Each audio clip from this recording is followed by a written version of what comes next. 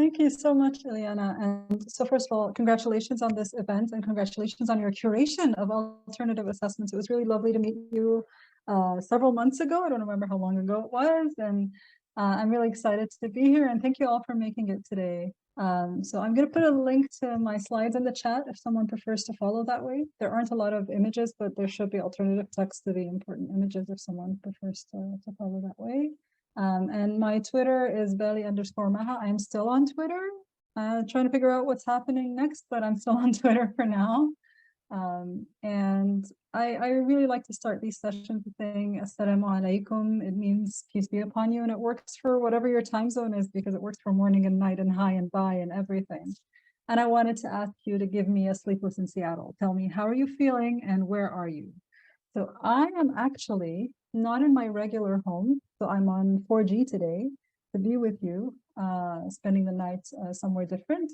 But in Giza, Egypt, which is close to where the pyramids are.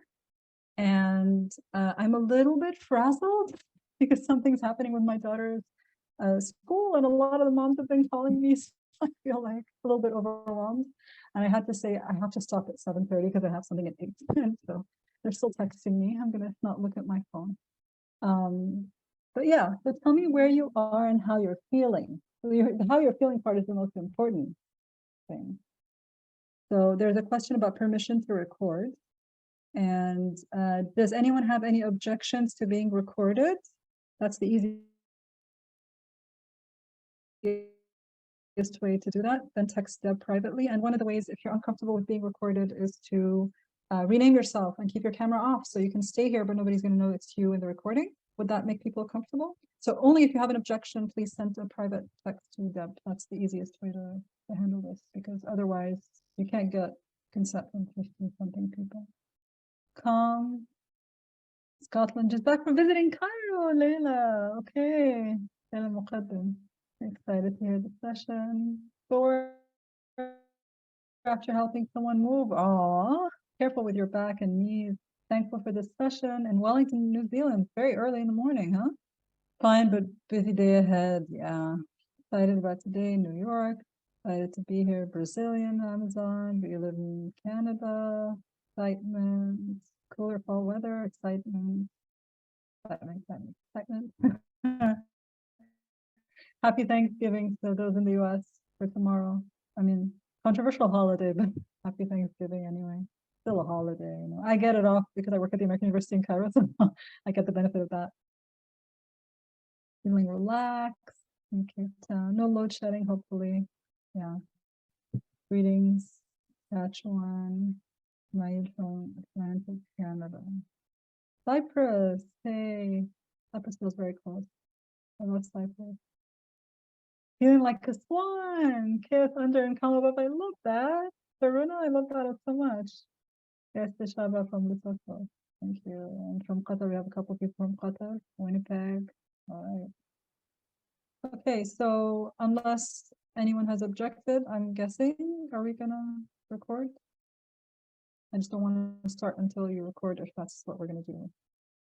Yep.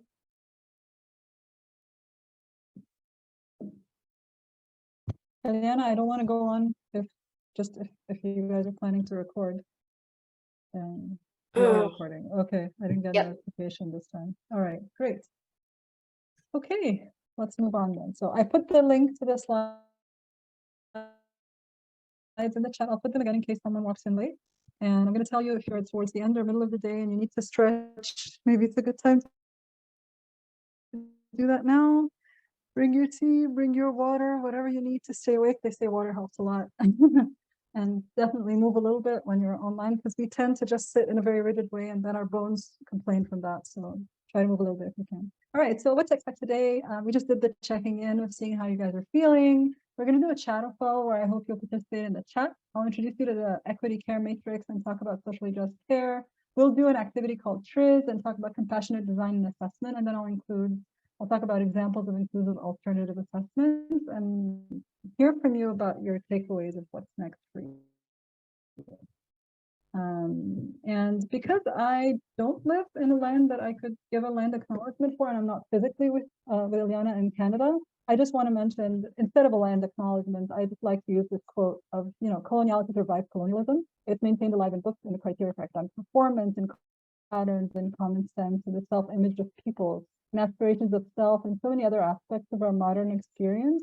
And in a way, as modern subjects, we breathe coloniality all the time and every day. I'm just reminding us all of this because whenever we talk about social justice, we need to be aware of this. And even when we talk about assessment and alternativeness of assessment, it's important to wonder, in what ways does colonialism infuse itself in both education and in our assessments and in our ways of and our criteria for assessment, right?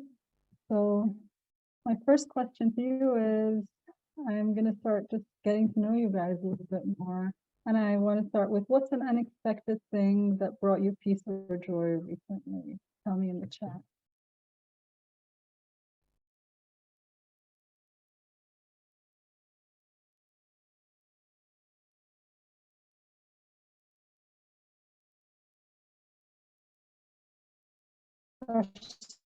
Snowfall.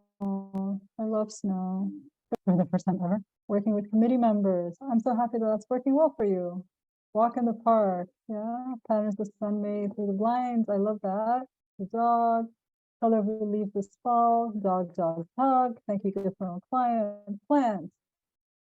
Running into old childhood friend. Oh, I love that when that happens. Lighting a candle, cuddling with a cat, reading a good book. Unexpected gift, warmer temperature after snow. Wow. Making students smile, connecting with niece on email. World Cup match, get attended in person. New house, good customer service feedback. New chicken recipe. Okay. Video on social media, boy and girl. Kids, music. Yeah, music makes me happy. The Institute, I'm so happy. Recent college friends trips, deep friendships. Oh, that's great. Feedback with a colleague. No, being able to walk through. Yeah. Additional community processing unexpected death of a young person. Oh, I'm so sorry. But these kinds of things can bring a community together. It's true. Ability to connect with colleagues in in-person conferences. Yeah.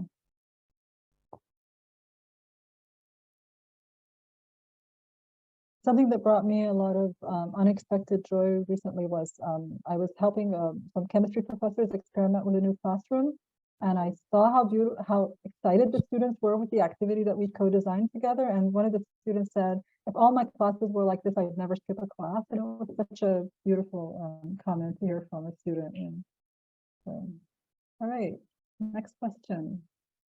So, what is one of your favorite assessments?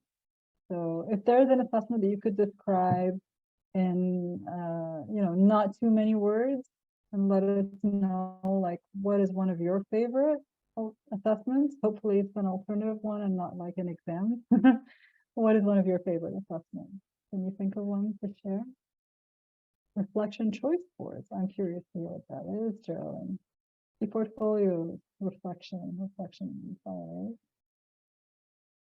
Ethical reflection projects, choice of dissemination, presentations, concept maps, viva voce, okay. Video demo, e-portfolios coming up again, open pedagogy projects, yeah, reflecting on their learning with a game, perusal reading engagement, reflection, community-based, yes, vocational stuff where they go real world scenarios, potential investors pitching their project, that's amazing. Peer feedback, open badges, e-portfolios, students fill out rubrics that they created, yeah, I love that, Sybil. Concept maps again. Students write their story in a reflection story. Do not quite know what students will produce. I love that. Authentic assessments in general. Okay, problem solution discussion poster about redesign of community campus, computer-based exams. Really? When the students generate the rubrics, e-portfolios, 3-1 short writing, students co-designed assignments. Yeah. Practical assessment followed by reflection. Reflection's coming up a lot. Letters to the editor. I like that, Deb. Creating video abstracts of scientific articles. Ooh, Christina, I really like that too. Choose your own adventure style assessments. Nadia, I'm going to talk a little bit about that because I like that a lot too. Declaration quizzes. I'm so curious about what that is. Storytelling and delivering stories, peer assessment, local neighborhood mapping. Very nice. Debate or public co-thinking, student-led post-conference and clinical practice, MCQs. Okay. Podcasting by students.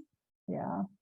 I had a student talk to me today about being excited about something related to podcasting. So I think students tend to like that a lot. Thank you all so much. So Ileana, I think we have quite a lot of creative people in this in this conference who are doing some really creative assessments, and I'm assuming they've either done them themselves. Me in a minute, John, I really like that. Flexibility to do any of these, yeah, that would be so cool, right? If we took everything in this chat and we just all downloaded it, and then if we understood what all of them meant, debate, yeah, debate come up 2 times. All right, thank you all for sharing that. All right, and why are you here today? What are you looking for in this conference? What are you hoping to get out of this conference? Or institute, I guess it's an institute. Cool. Ideas, yeah. More ideas, learn from others' experiences, collegiality, learn about different approaches, ideas on how to move your assessments even further from exams, learn about other forms of assessment, share experiences, be exposed to different alternative assessments, like learn how to do and grade alternative assessments for your course, new perspective accessibility, connecting with more people, learn and share, see what works well, really into alternative assessments, which is shifts in my teaching. COVID era did that, yeah. Hope, feel hope, know that others are doing it. Verena, hi. And yeah, I think one of the most important things, we're probably not so many people around us do this. It's important to be in a community where other people do. Advice on how to support and encourage faculty to do it. Yeah, I'm so looking forward to what Yasser has to say. This is a student in my class who is blind, and he's presenting today in a couple hours, or not, I think not right after me, but a little bit later. Evidence-based approaches to alternative assessments, that's interesting. What other assessments are being used, how to design them, how to implement, learning from one another, professional development in STEM higher ed, and you want to learn about alternative assessment that you can pass on, yeah, transform teaching to more evidence-based, equitable practice. I love this, Michelle, very well thought out, I think, that statement. Evidence that assessments other than essay or exam can work well or better, how to be more equitable, yeah. Alternative ideas for STEM or race subjects, learning, connecting with people passionate about education. I hope you do find space here to do that. Ooh, sorry that the text isn't, something went wrong with the text here, but so why are you interested in doing and supporting alternative assessments? I think sort of came out in the last question, so I think I'm gonna skip this one. And just come to this quote from Chris Schaffer that I really like from a long time ago, where he talks about this, that no system of academic assessment is intrinsically good, only good for a purpose, and that purpose must be established first. And I think when we look at this quote, it's important to think about 2 things. First of all, everything that people have been doing traditionally is not intrinsically good. It's not intrinsically, as a default, a good thing, just because it's been done before.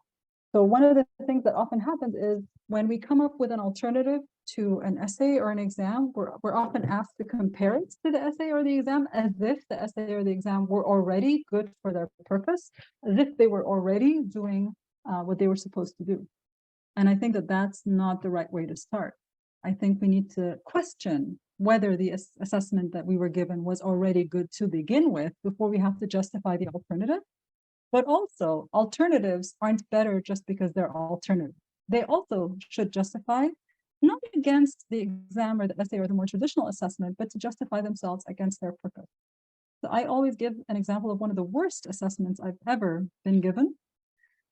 I was doing a first aid course with the Red Cross. My entire family are doctors, so I was the only one who doesn't know how to do first aid, right?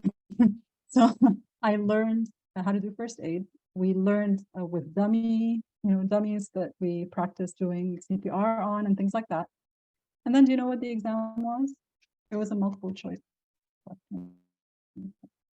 And you know what happened? I passed that exam and I couldn't do first aid at all after that. I had no confidence that I could do first aid because I wasn't properly assessed for choice. And that never helped me do first aid after that. And to me, that's an example of an assessment that is really not fit for purpose at all. So this is for me like the epitome of a horrible assessment that does not fit the purpose of what it's there for. And like I said, alternative doesn't automatically mean better. So just because we're doing something creative doesn't mean it's better at assessing the learning outcome, doesn't mean it's better for the students. And what I want to focus on today is what can make an assessment not inclusive. And sometimes it's easier to look at that than to look at the other way around. And so I would say, is there an assessment and who may not have access to the assessment to be able to do it? who may be privileged or disadvantaged by it, so that certain people are more likely to succeed. What relationship between students or others? Someone is unmuted, I think. I don't know what RPL and FLAR are, but if you could spell those out, Don, that would be great. Are there other things that would make an assessment not inclusive that you can think of? We'll have time to talk about this a little bit more. So I'll give you guys time. Keep thinking about this because timed assessment, definitely. So timing, and that privileges certain people who are fast and disadvantages other people who need a little bit more reflection time. Language. So yes, so if someone is more fluent in a particular language or more fluent with the jargon, then that automatically privileges them. Assessments that require access to certain kinds of technology that some people may not have or may not have the bandwidth to use well, or they don't have the digital literacies for. Instructions only being given in one format. Exactly. Just being in one format is already not inclusive in some way. It will probably be not inclusive in some way. For the RPL and FLAR. Thank you so much. Yeah, that's amazing. I love that. Sinita Costa, if it involves a lot of technology, that could be, yeah. Assessment modality can disadvantage certain students, yes. Overuse of any one assessment, even if it's a really good one, I agree. Assessments that don't permit review, exactly. So anything that doesn't allow drafting for a revision or improvement, definitely. And then things that have no purpose. Hi, Eileen, Dawn. And no purpose beyond the classroom, that's already problematic, yes. Nadine, hi. When you hear about practical assessments for purpose, it makes me very frustrated in online learning for these purposes. Okay. I'm not sure what you mean, Nadine. You got to tell me sometime. Nadine works with me at the center. I don't understand what you meant there. Geraldine, tests and exams are often better evaluations of a learner's test-taking skills. Yes. Are you a strategic exam taker, right? Rather than whether you're good at the thing. I passed my Texas driver's license the second day or the third day I got to Texas. I knew nothing about Texas laws or how you drive in the US, and I didn't drive here either, and I still passed the multiple choice exam because I could. I'm good at taking tests. The assessment measures the means rather than the end. Yes. Is that a bad thing if it measures the means and not the end? That's interesting. I'm wondering about that. I think it's interesting to assess both. Assessment without feedback, Linda, thank you. That's so useful. A lot of things we do in higher ed, someone does the assessment, gives a grade, doesn't give feedback, student doesn't know what they didn't do well in order to improve it or learn from the assessment, right? If the student doesn't know the format of the assessment, but they're asked to do it and they don't have enough clarity. Oh yeah, sure, definitely, Nadine, you're right. Exactly. So assessments that are hands-on, where you have to do something like CPR, you wouldn't be able to do it online, and that becomes a problem. How are you going to do it online? Although I've seen people teach things like cooking and at home, so that can be one way to get over that with online learning. I mean, I know Athabasca University, for example, has a nursing master's degree, and they have ways of assessing what's happening in the hospital, even though the degree is online. Wesley saying case studies where all actors are of similar sex and culture. Oh yeah, so much that. Yeah, thank you for that. So that's culturally exclusive, right?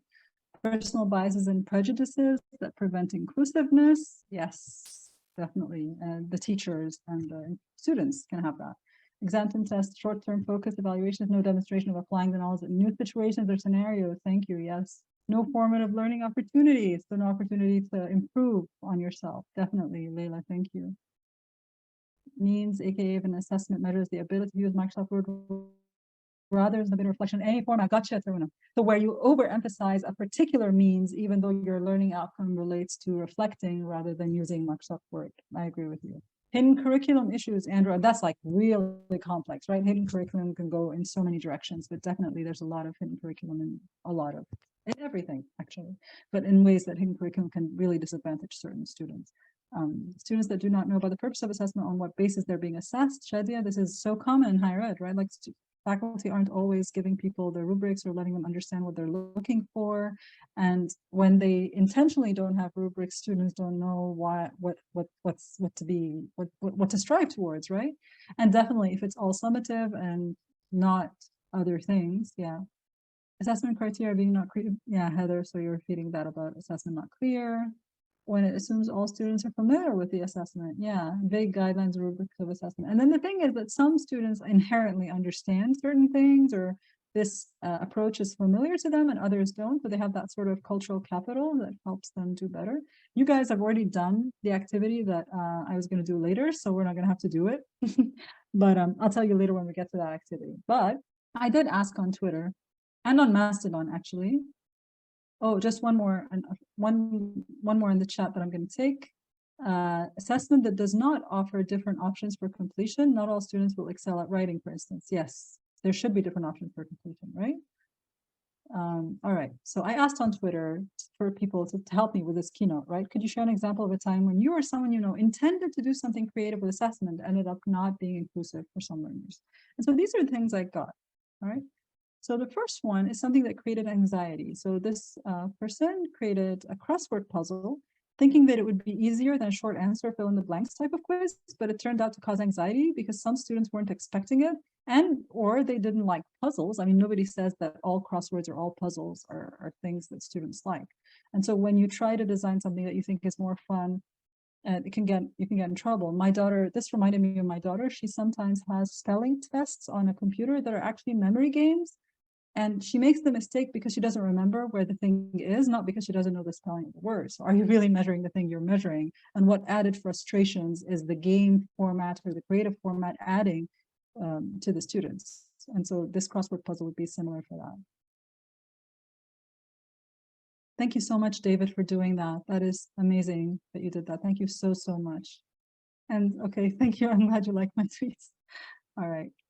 This one is one that excludes by assuming. So this person says that an undergrad, she actually had more than one assignment that required her to to interview a family member about her family's history and culture. And as someone who's adopted, that assignment was traumatizing, and I'm guessing she kept getting traumatized by this. And it's so simple to say interview someone of a certain generation who doesn't necessarily have to be your genetic family member, right? And a lot of times teachers don't think of that. And there's so many things in our everyday that we assume things. I recently had a student who was an orphan in my class, and he wasn't even adopted. So he grew up in an orphanage. And so if I had done something like this, this would have been extremely traumatizing for him. And so these are things that we don't always think about. And the thing is, if we give choices, you avoid that automatically by giving people more than one choice, then and creating open choices. Then anything that could potentially be harmful, hopefully students have another alternative path, right? So the alternative and alternative assessment might also mean that there are alternatives to the alternative assessment as well. And then this was a conversation where someone was trying to explain to me what they meant, but I didn't understand what they were saying. And I kind of felt like at this point, it's kind of, I thought they were confusing me on purpose. And to me, it was like excluding the teacher. So the assessment, and then I don't even understand what this person was saying. I felt like, oh, what if the assessment itself excludes the teacher, so that you ask the students to do something and they create it in a format that the teacher, him or herself, doesn't understand what you're doing. And this one is from Yishai, where he says a lot of times he asks students to work publicly. I saw some of you talked about open pedagogy and open assessments that are, out in the open. I have my students blog in public as well. And the idea was to create authenticity and have, students interact with the outer world. And that's great for white, hetero males, articulate people, dominant, comfortable, confident, safe. But we forget that for other people, you might be putting yourself out there might be a great risk. And in some countries where the politics are at play as well, some people don't want to be out there. And this was a response from Mastodon, by the way. This is the first time I quote Mastodon in a keynote, because a lot of people have gone there now, since a lot of people are worried about Twitter. But the point here is that there are certain things that sound like such a good idea, and it has so much potential, but it can cause risks or harm to people. Like students can get harmed by other people online if they're tweeting, or especially if you're talking about a subject that might be sensitive or political or could harm others. I mean, I even sometimes offend, and I'm saying I make mistakes and offend people sometimes by posting something that I think is really innocent and really neutral, and then other people get really offended by it. And on the other hand, sometimes I post something and I get a lot of cyberbullied by white men who even don't like what I'm talking about. And so those things happen. And if you don't have a support network online, which maybe a lot of our students don't, then how can we protect them if we let them out in the open? So we shouldn't be just letting them out in the open without being careful about these things and talking through the risks and giving them choices of whether to keep that or not, whether to stay there or to have an alternative to being open, right? Being out in the open. And this one I looked at as tyranny of structurelessness, and Jessica Zeller, and she's been talking about, and you can read her blog post later, that she was doing the right thing by eliminating structures that seemed oppressive, using ungrading. And since then, she's learned that the effects of burning the place down can present problems for students, but we need anti-oppressive structures as opposed to no structures at all. So there's a difference between saying this structure is oppressive, and the opposite of that is not to remove the structure altogether, but to create anti-oppressive structures. And I think that was a very interesting point that she made there. So if you're doing something like ungrading or trying to give students choice, opening it up completely for students who've never been given agency before, or students who are struggling with mental health issues or something like ADHD. Karen Costa talked about this, like if you have ADHD, having no structure at all is going to drive you crazy. It's going to make it even worse. It's going to exacerbate your attention challenges, right? So I'm curious if any of you have examples of really bad assessments as well. You've already talked a lot about some bad assessments. Do you have any other thoughts after reading these examples?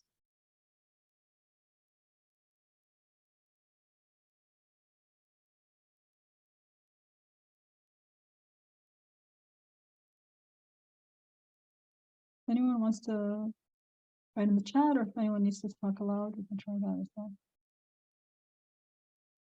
Yeah, tyranny of structural is part of the pushback and connectivist moves. Yeah, I think so. Although, of course, the article by Joe Freeman on tyranny of structuralness, I think predates that, but yeah, definitely.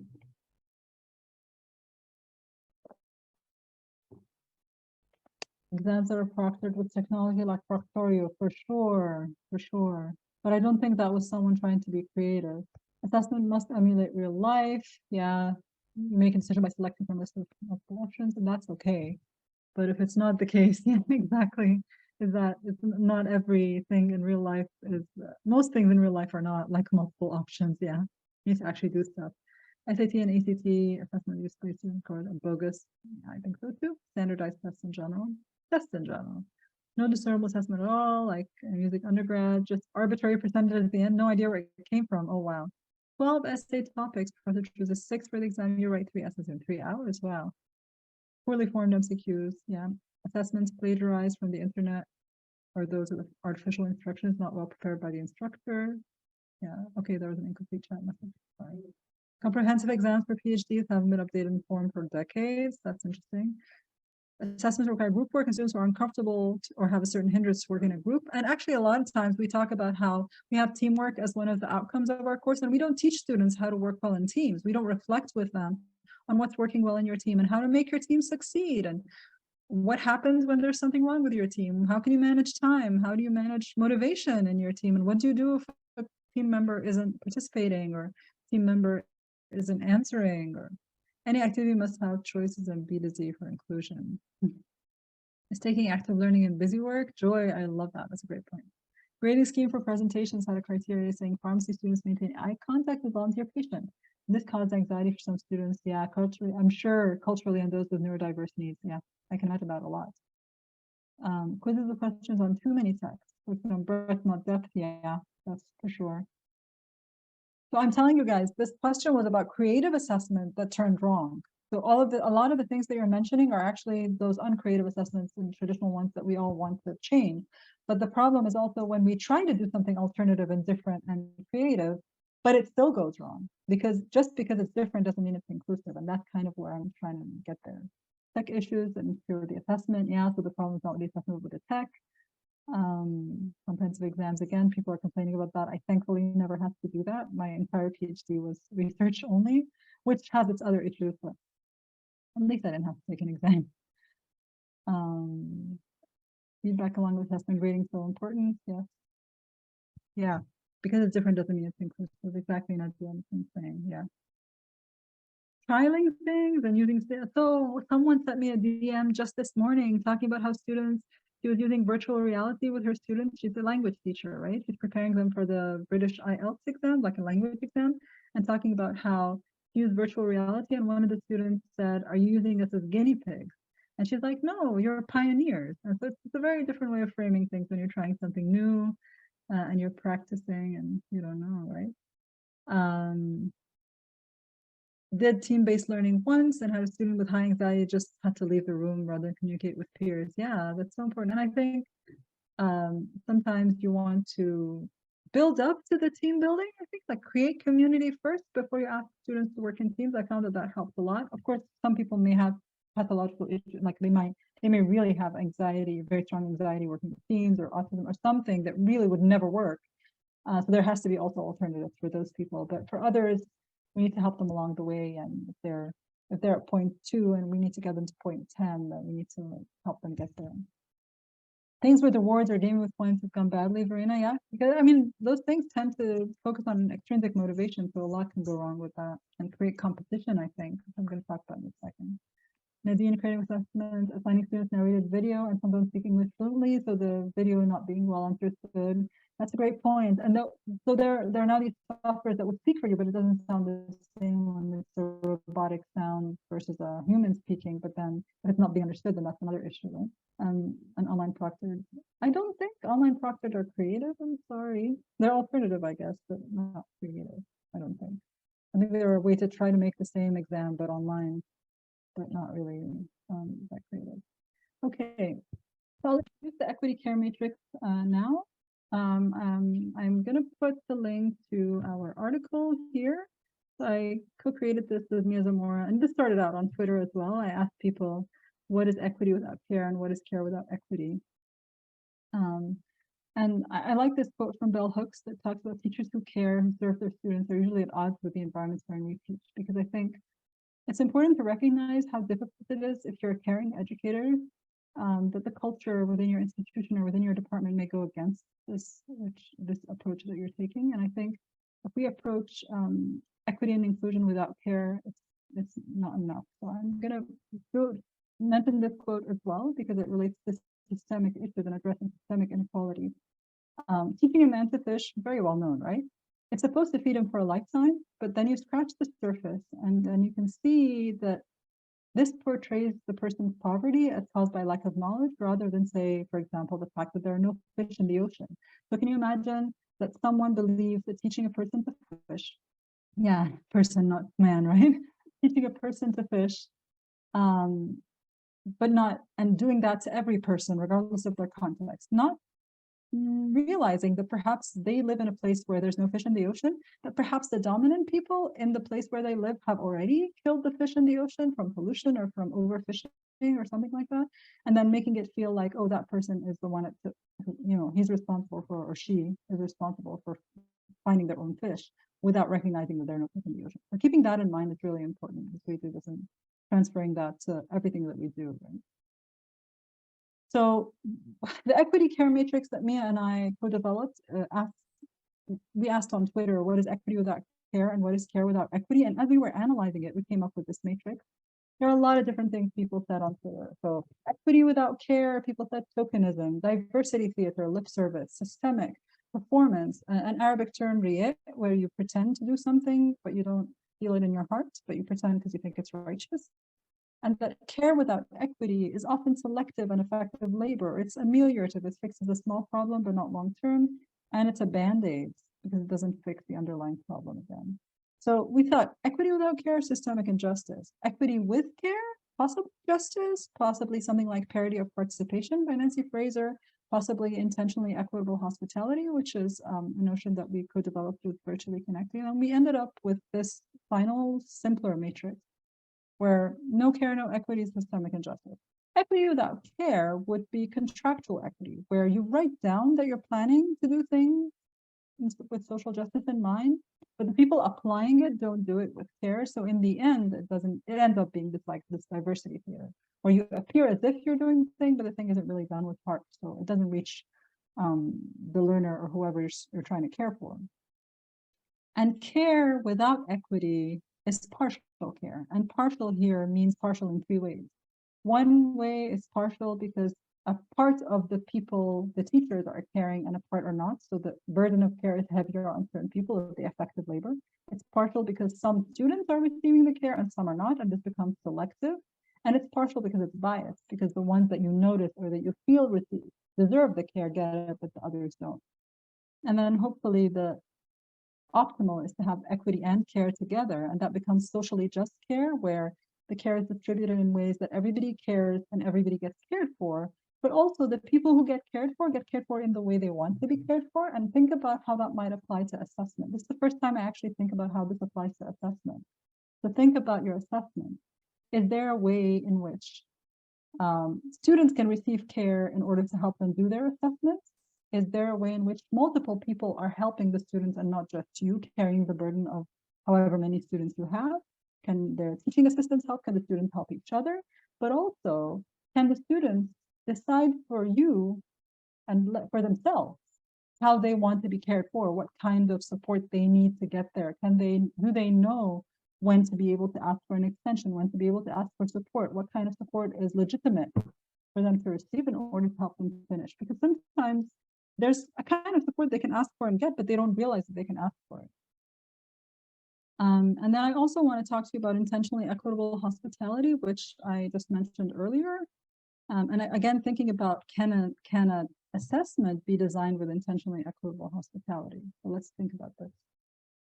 So this has an element of pre-design. Who's involved in helping you design your assessments? Forget about the funders necessarily, but just your institution. What are their impositions, and how might the impositions the institutions make privilege certain groups over others? Sometimes institutions require you to do exams. Can you do exams in a way that's different, that still promotes social justice and equity? Thank you, Nashin. Glad you liked it. And then in the design itself, can you anticipate or respond to inequalities? Can you give students different choices about things?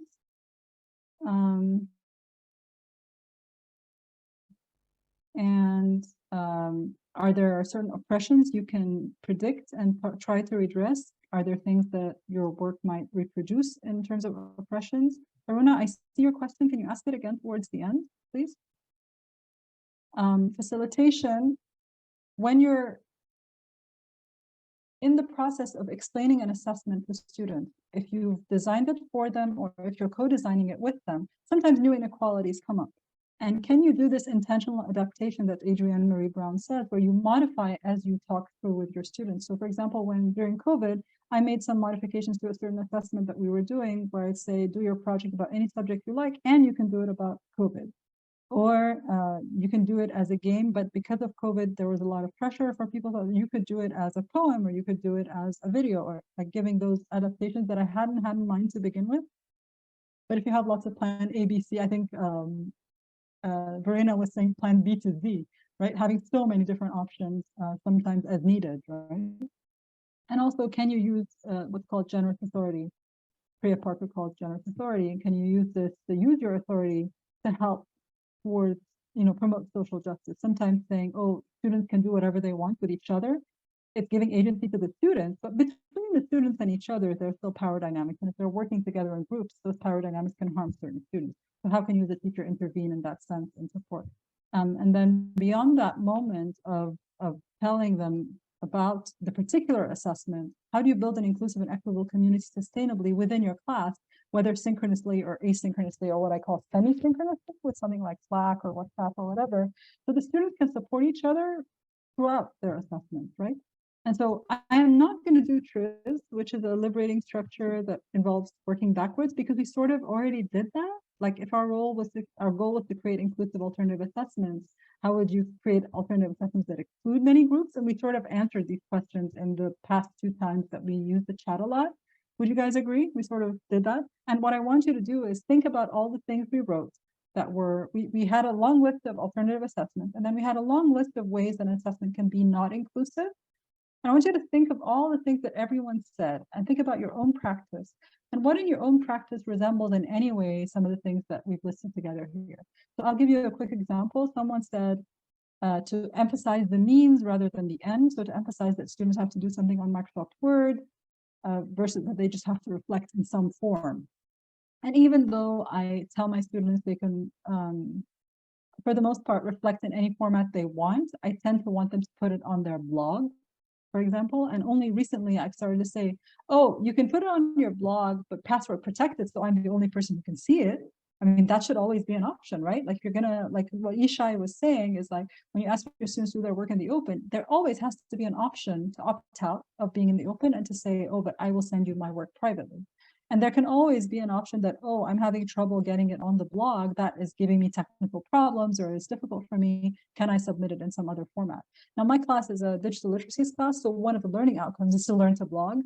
So it's important to learn the thing, but not every single assignment has to be in that format. You know, there's a difference between learning to use this thing and having to use it every single time for every single assessment.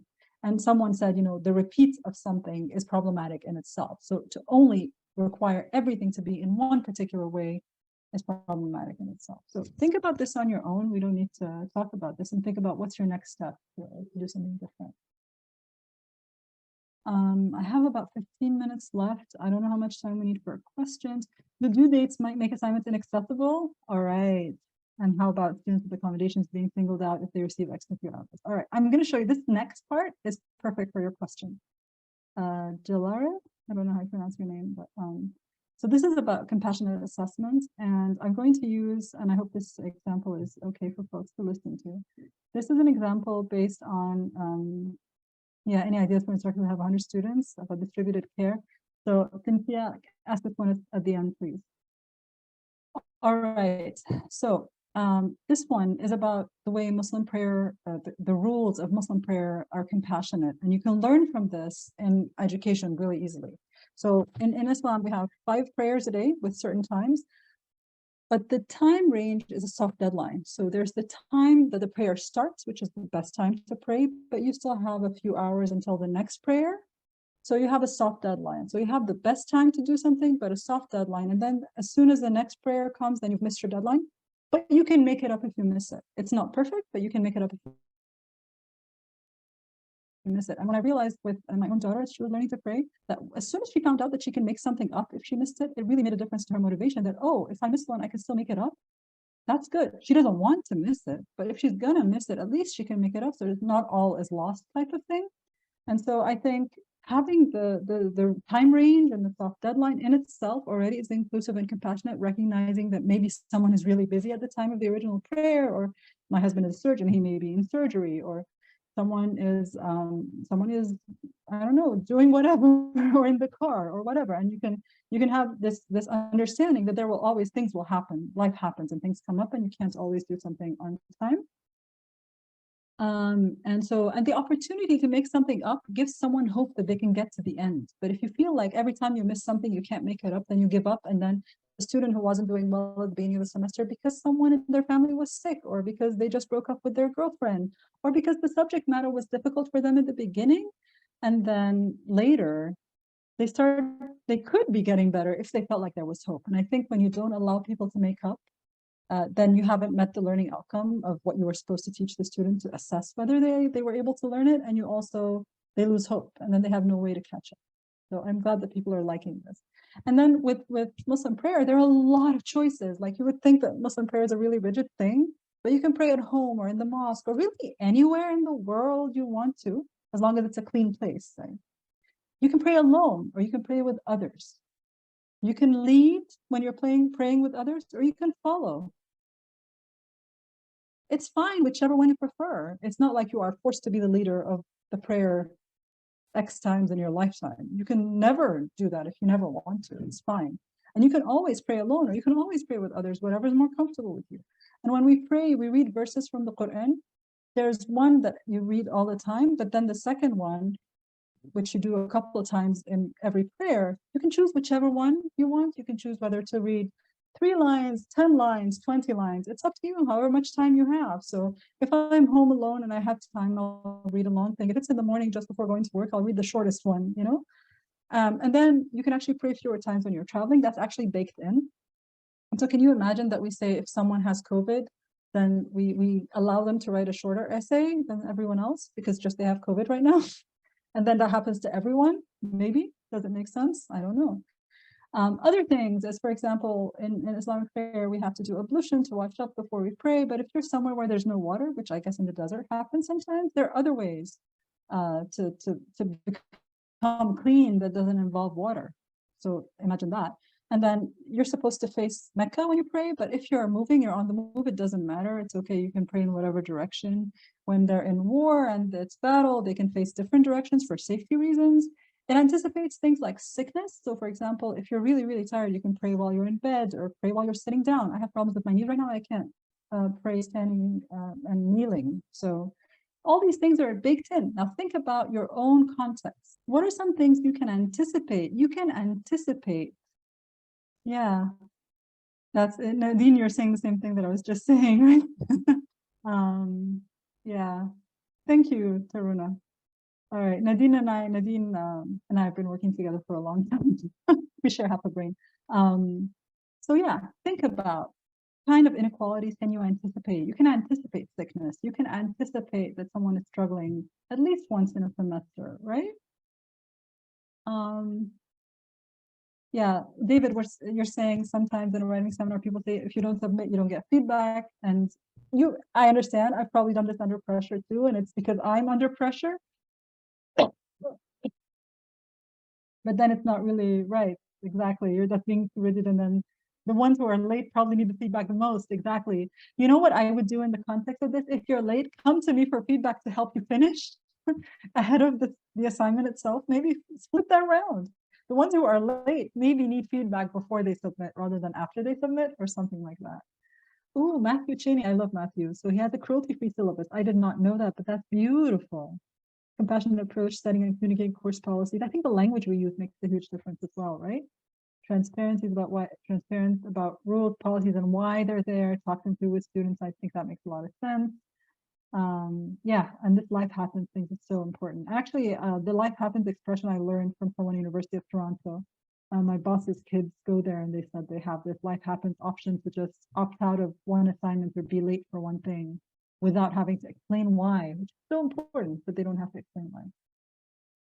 Okay, I need to actually move a little bit faster here. So speaking of compassionate design as well, one of the things is if you're able to involve your students more in the choices of what happens to them, I think that can make an assessment so much better. So this model is building on the work of Nanwe Behana in New Zealand. It's based on an indigenous evaluation model. The idea is a lot of times we think we know what students want or need and we do it to them, but we would give them a little bit more agency and recognition if we listen to them and then offered them things and did things for them that we think may work for them. Maybe we survey them before we offer things, but we could do even more when we do things with them where they help decide what the options are. So to them would be like, this is what you're going to do. For them is, oh, here are two options, choose the one you want. Whereas doing it with them is to say, let's think together, if these are the learning outcomes, how might we assess these learning outcomes and co-design these assessments together? But in the end, usually we're the ones who are giving the grades. But if we let them do the buy thing, where the students themselves come up with everything on their own and come up with their own assessment criteria and then self-assess and peer assess, can we reach that level where students have that much self-determination and empowerment? And then the highest level there, the as, is a really difficult one to reach. I'm going to put the link to the article so you can read this a little bit more where we unpack this a lot more. But the as is where they don't even have to follow our criteria, but they set their own criteria for success completely. And can you imagine that? It's really hard to do in a context of formal education, but perhaps in extracurriculars. So for me, inclusive alternative assessments would definitely follow something like universal design for learning, where students can choose their own pathway, choose their own topic, choose their own mode of expression, right? How do they want to express their learning in writing and video and podcast, whatever. That it's authentic. A lot of you mentioned authentic learning. A lot of you mentioned co-creating the assessment with students or co-creating the rubrics. It's so important that no group is excluded or disadvantaged, and that it's a supportive and cooperative type of assessment and not a competitive one. Verena, when you mentioned points, that always feels like competition to me.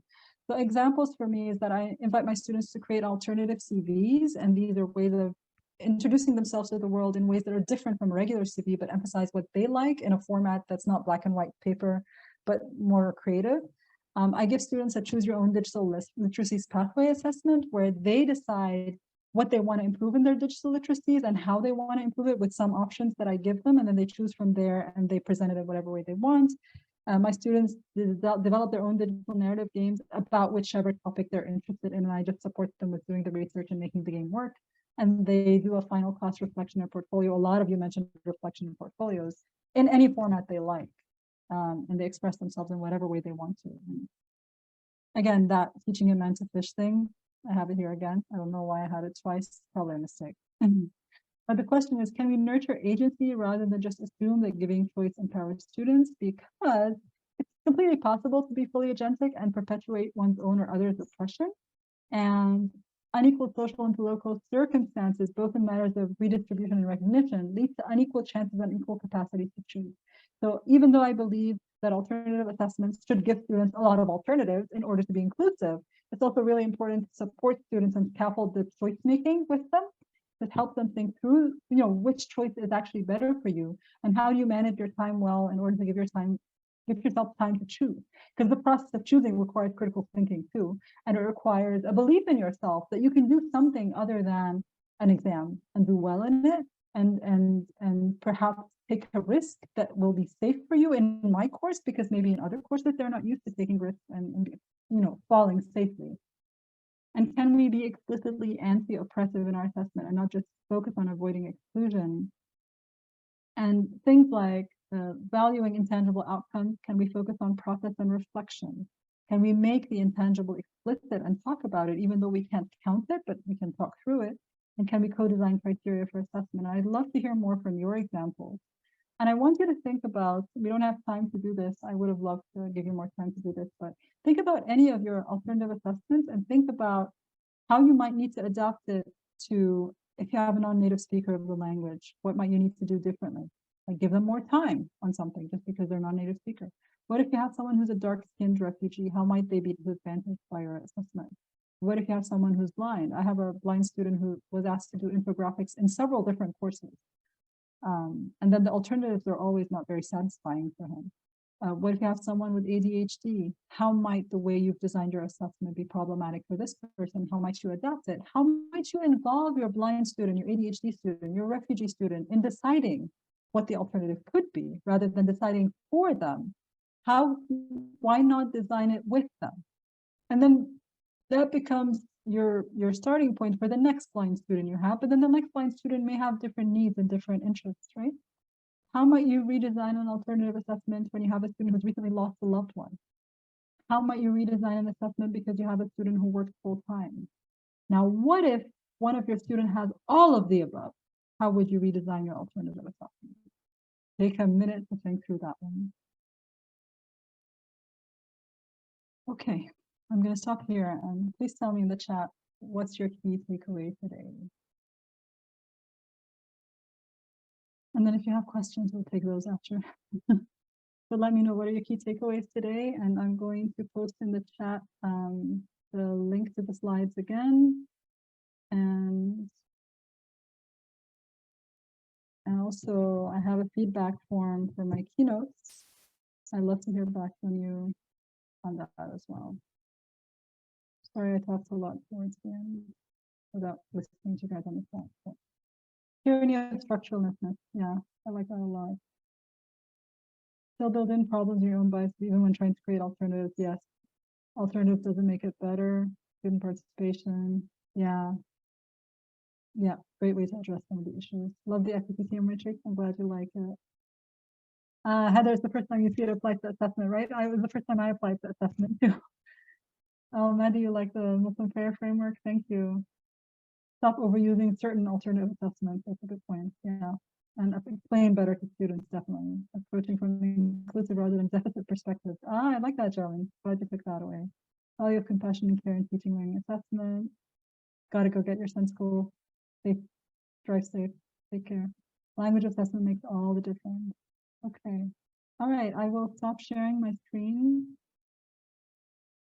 Your question, equity care makers, curious about the use of the word care. What were some other words you considered to plot the accent? So first of all, the reason we use care and equity in that particular keynote is that I was actually invited to give a keynote related to equity and care because I write a lot about equity and care. They just put those two things that I write about a lot together And that prompted me to do that as the two axes. So the two axes were what we started with. And it didn't start out as axes. It started out as the question of what is equity without care and what's care without equity.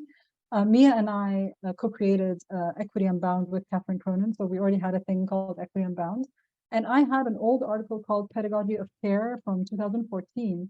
And during the pandemic, someone asked me, is there a COVID version of this article? And I'm like, yeah, that's a good idea. And I wrote one. And it's one of my most popular blog posts. And then every time someone asked me to keynote something, they'd say, can you talk about pedagogy of care? Can you talk about pedagogy of care? So it was just this thing that I talk about all the time. But I think I learned a lot more about it in the process of creating the article around the matrix, but the matrix came out in conversation with Mia when we were looking at the different responses that people said, and we started to plot, oh, people are saying different things about equity without care and care without equity, and we were just tracking that. And then when we submitted it to be a peer-reviewed paper, people asked, the peer reviewers asked us to make it one thing per axis, if that helps. But we also did a lot of reading, and some of the most influential people on socially just care type of thing. She called it democratic care is Joan C. Toronto, if you're interested in that work. But of course, Mel Noddings originally was our first inspiration, but Joan C. Toronto is much better, I think. It's more advanced in terms of the social justice aspect. Eliana, can you help me with the chat? Because there's so many questions here.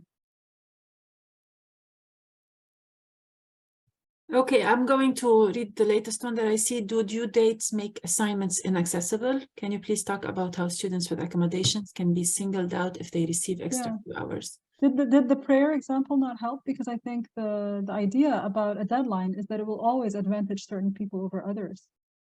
So there will always be someone, or I mean, occasionally, depending on how your deadlines work, that certain people have something going on that particular deadline doesn't work for them. So for me, there's always has to be some leeway for life happens in some way. And then people who are consistently struggling with this probably need accommodations, even if they don't know they need them. But I think, the accommodations for people with very specific diagnoses like ADHD and so on are documented, and they know what they, someone has assessed them and know what they need. But I think there are a lot of people who have undiagnosed issues or issues that don't qualify. And so I think deadlines are important to help people manage their time. And I've had students who get frustrated by flexible deadlines. So I always say there's a soft deadline. Meet this deadline if this is going to help you manage your time, but you can be a week later or 2 weeks later, whatever amount of time is reasonable, without having to ask me if you need it. But then there are certain things in my class where this is actually a pretty hard deadline and you need to tell me why you can't make it. Not everything, I think, is equal. Depends on what you teach. My husband's a surgeon, right? So there are real deadlines there. Someone's going to die if you don't do this within 5 minutes, right? But in my line, so much, nobody's going to die. So it's important to assess the difference between one or the other. I know I must be missing other questions. So things are just going so fast. I have a question here. Any recommendations when non-tenured professors can't create alternative assessments and are encouraged to continue using midterm and final exams? This is a situation where, and are they also unified midterms and exams? Because that can be horrible. With that kind of thing, what I would say is help students develop their metacognitive skills and help them do something called metacognitive wrappers. I don't know if you know these, but it's sort of like, okay, you have to do an exam anyway, do the exam. And then after the exam, ask students to reflect on how did they study for the exam? What did they do well? What did they not do well? How could they do better next time? So they're learning something more important than the actual content of the exam, but also how to study and how to learn better and how to do better next time. Instructional designers for designing online courses. I mean, I have a lot of advice for that, but it's not the topic of today. So